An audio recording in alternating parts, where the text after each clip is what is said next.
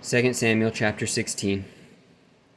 And when David was a little past the top of the hill, behold, Ziba, the servant of Mephibosheth, met him with a couple of asses saddled, and upon them 200 loaves of bread, and 100 bunches of raisins, and 100 of summer fruits, and a bottle of wine.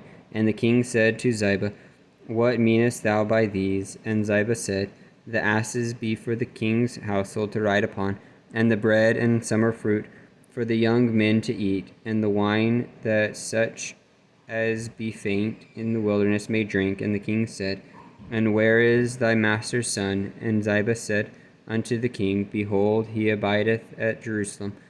For, said he, Today shall the house of Israel restore me the kingdom of my father. Then said the king to Ziba, Behold, thine are all that pertained unto Mephibosheth. And Ziba said, I humbly beseech thee that I may find grace in thy sight, O Lord, my lord, O king. And when King David came to Bahurim, behold, thence came out a man of the family of the house of Saul, whose name was Shimei, the son of Gera. He came forth and cursed still as he came, and he cast stones at David and at all the servants of King David and all the people and all the mighty men that were on his right hand and on his left. And thus said Shimei when he cursed, come out, thou bloody man, and thou man of Belial. The Lord hath returned upon thee all the blood of the house of Saul, in whose stead thou hast reigned, and the Lord hath delivered the kingdom into the hand of Absalom thy son. And behold, thou art taken in thy mischief, because thou art a bloody man. Then said Abishai, the son of Zeruiah, unto the king, Why should this dead dog curse my lord the king? Let me go over, I pray thee, and take off his head. And the king said, What have I to do with you, ye sons of Zeruiah? So let him curse, because the Lord hath said unto him, Curse David. Who shall then say, Wherefore hast thou done so? And David said to Abishai and to all his servants, Behold, my son, which came forth of my bowels, seeketh my life. How much more now may this Benjaminite do it? Let him alone, and let him curse, for the Lord hath bidden him. It may be that the Lord will look on mine affliction, and that the Lord will requisite me good for his cursing this day.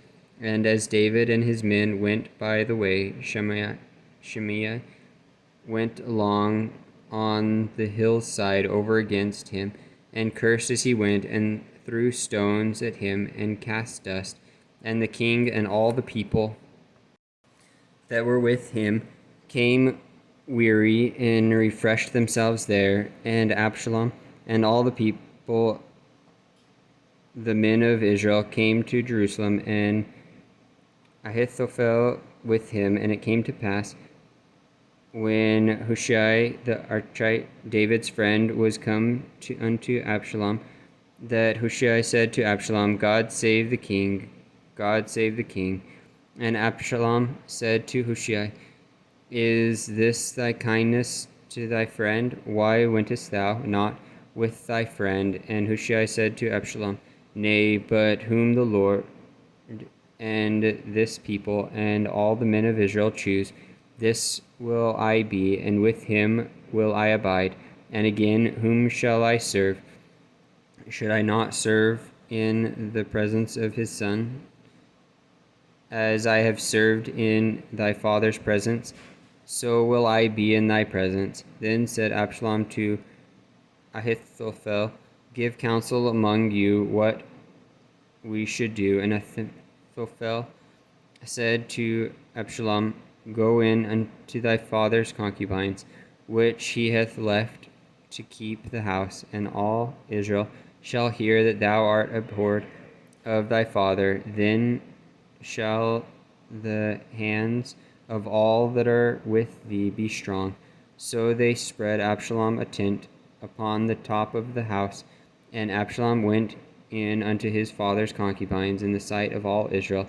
And the counsel of Ahithophel, which he counseled in those days, was as if a man had inquired at the oracle of God.